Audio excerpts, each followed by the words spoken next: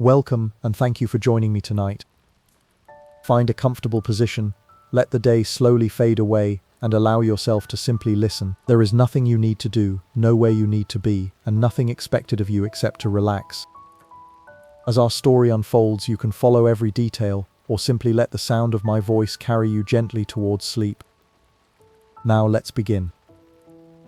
California, 1848. What was life like here before the world changed forever? Imagine vast valleys meeting rugged peaks, a landscape untouched by industry and brimming with quiet beauty. It seemed a paradise, but that tranquility wouldn't last. A single discovery would unleash a torrent of humanity and reshape America. But how did it all begin? For generations, the Nisenan people called this land home. Their lives were interwoven with the rhythm of the seasons, fishing in rivers, gathering seeds and berries, respecting the land that sustained them. They weren't seeking riches, but living in harmony with nature. But how long could that peace endure? What happens when a dream of wealth clashes with an established way of life? Enter James Marshall, a skilled carpenter and millwright from Indiana. He'd come west to work for John Sutter, a Swiss immigrant hoping to build a thriving agricultural empire in the Sacramento Valley. Sutter needed a grist mill, a place to grind grain into flour. Little did he know that this simple construction project would trigger an event of unimaginable proportions. But what exactly was Marshall looking for? It was a cold morning in December, 1848. Marshall noticed something glinting in the tail race, the channel where water flows away from the mill wheel. He knelt down, peering into the rushing water. At first, he wasn't sure what he was seeing. "I thought it looked like nuggets," he later recalled. But could this be real? What would happen if his suspicions were correct? Marshall brought a few flakes to Sutter, who cautiously examined them. They recognized the distinctive yellow metal, gold. Both men understood the potential chaos announcing this discovery would unleash. So they agreed. Silence. A secret shared between two men, for now. But how long could a secret of this magnitude stay buried? Of course, secrets rarely stay hidden. Whispers began to circulate among Sutter's employees, hushed conversations by the fire and furtive glances across the worksite. The news spread like a fever, an irresistible temptation. And that's when things started to unravel. Because who can keep quiet about gold? One of those workers was a blacksmith named Peter Iliff. Overcome with excitement, he couldn't contain himself. He rushed to Coloma, a small settlement just downriver, and blurted out the incredible news. "Gold," he shouted, and that's when the floodgates opened. Coloma exploded overnight. News traveled fast, by word of mouth, on horseback, carried across the mountains. People flocked to the American River, drawn by the promise of unimaginable wealth. What started as a quiet discovery quickly spiraled into something much bigger. How many people would come, and what impact would they have? Newspapers across California, struggling to comprehend the scale of it all, cautiously reported on the discovery. Initially met with disbelief, the stories gained traction as more accounts poured in. It was difficult for people to believe such an opportunity existed, but they were starting to. Look at this. A map showing the incredible speed with which news of gold spread from Coloma to San Francisco and Sacramento. Despite limited communication, the information traveled like wildfire. But what did it mean for those already living here? And could America handle the rush that was about to begin? The news spread like wildfire. Gold. Suddenly, everyone wanted a piece. Farmers abandoned their fields, laborers left their tools behind.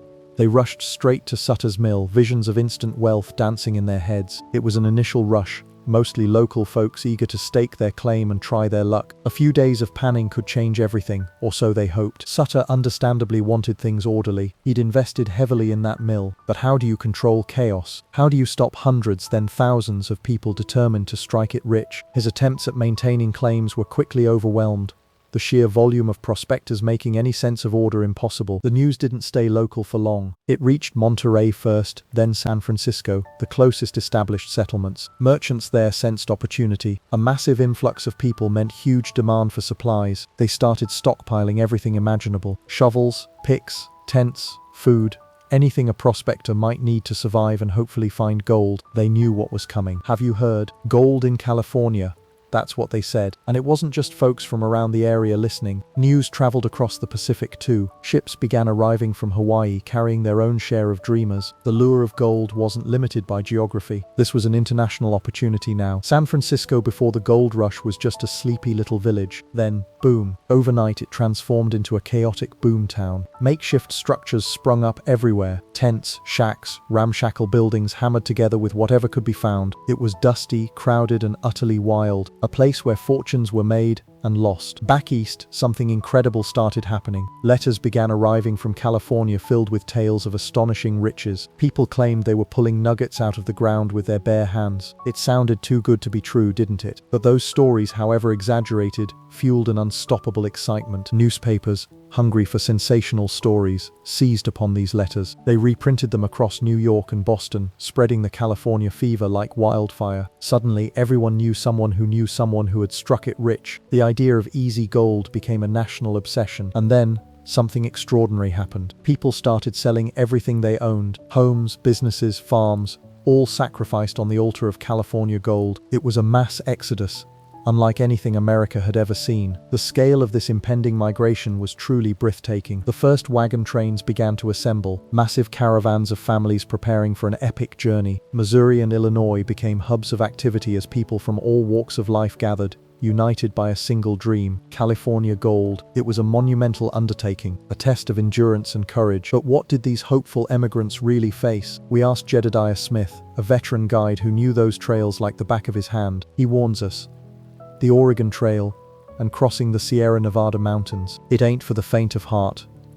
What dangers awaited them on this perilous journey? The journey west was far from easy. These weren't seasoned frontiersmen. They were farmers, shopkeepers, families, ordinary people facing extraordinary challenges. Just getting across the rivers proved perilous, and a single miscalculation could bring disaster. Livestock lost, precious supplies gone, even lives. Imagine the fear, the uncertainty. That was before they even reached California. But what initially seemed like an adventure quickly turned grim. Disease spread rapidly along the trail. Dysentery and cholera, illnesses many had never encountered, ravaged entire wagon companies. The stench of sickness mingled with dust and desperation. Graves marked a constant, heartbreaking toll. How many dreams ended right there on the Oregon Trail? Then they arrived. San Francisco exploded. What was once a sleepy pueblo became a boomtown overnight. Wagons poured in daily, thousands upon thousands of people desperate for their chance at gold. The town's infrastructure simply couldn't handle it, and tensions began to rise. Could this fragile city really contain so much hope and desperation? It wasn't just Americans seeking fortune. This was a truly global rush. Chinese laborers risked everything to escape poverty and find opportunity. African Americans, many fleeing slavery or Jim Crow laws, saw California as a promise of freedom. Latin American vaqueros brought their ranching skills, but who would share in this golden dream? The landscape itself was being reshaped. Along the American River, a chaotic patchwork of mining camps blossomed almost overnight. Shacks and tents sprung up seemingly out of nowhere, transforming the quiet wilderness into a hive of activity. But how long could this frenetic pace last? The sudden surge of people created new problems. Basic necessities became scarce, and prices skyrocketed. Food, supplies, everything was marked up tenfold by opportunistic merchants looking to get rich quick. How much are you willing to pay for a loaf of bread when your future depends on it? The outrageous prices forced many miners to venture further afield. They pushed deeper into the Sierra Nevada foothills, seeking richer claims and escaping inflated costs in San Francisco. This meant new camps emerged, isolated pockets of hope scattered throughout the rugged terrain. What challenges awaited them in these remote settlements? As more and more prospectors fanned out, competition intensified, and so did the tension. Claims were fiercely guarded. Disputes erupted over boundaries and water rights. When individual justice failed, miners began forming their own vigilante groups to maintain order. A dangerous precedent indeed. The simmering tension finally boiled over. A violent clash erupted near Grass Valley, American miners confronting Chinese workers over a disputed claim. It was a brutal reminder that the promise of gold couldn't erase deep-seated prejudice and fear. What sparked this eruption of violence? "These foreigners are stealing our gold," a frustrated American miner shouted during the confrontation. It wasn't just about the gold. It was about fear, resentment, and a desperate clinging to the idea of who deserved to be in California. But could they build a future on such shaky foundations? How far would people go for gold? The answer tragically often involved conflict with their fellow man. As the initial rush subsided, resentment simmered beneath the surface. California's legislature responded with a brutal tool called the foreign miners tax. It wasn't about raising revenue. It was about control, specifically targeting Chinese immigrants and effectively barring them from claiming land. This blatant discrimination fueled an already volatile atmosphere, turning hopeful prospectors into desperate outcasts. But even faced with such injustice, they didn't disappear. They adapted, recognizing their vulnerability as individuals. Chinese miners began to form companies, intricate networks for mutual support and resource sharing. These companies weren't just about digging, they were about survival, pooling funds, navigating legal challenges, and protecting each other from violence. It was a testament to their resilience, ingenuity born of necessity. The easy gold was gone. The surface had been panned clean. Then came a revelation. Veins of gold embedded deep within the mountainsides. This wasn't about simple panning anymore. It meant underground mining, hard rock mining, and something entirely different.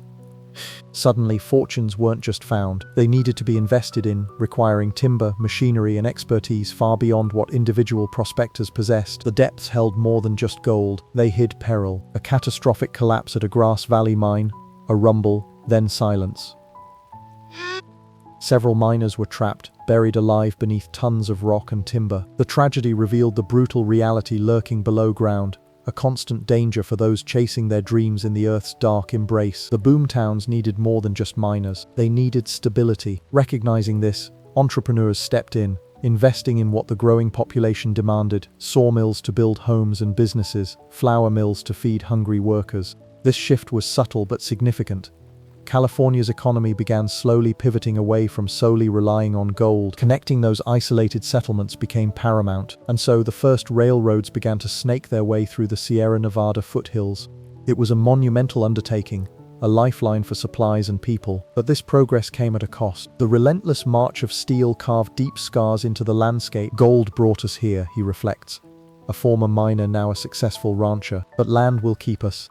The fever had broken. California's transformation was underway, a shift from fleeting riches to the steady promise of agriculture and livestock, laying the foundation for something more lasting. Photographs, faded and brittle, show a ghostly procession of abandoned mining camps. One by one they emptied as richer deposits were exhausted, miners moving on, driven by the relentless pursuit of fortune.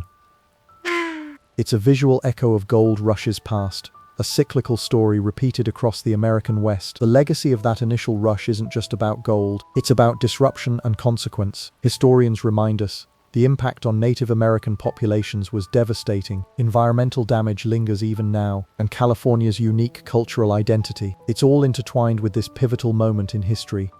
The scars remain, but so does the legacy. Look around you now. This is modern California, vibrant, diverse, and undeniably shaped by those who chased dreams of gold, their hopes and struggles etched into its very landscape, a powerful reminder that even the wildest rushes leave an enduring mark on American history.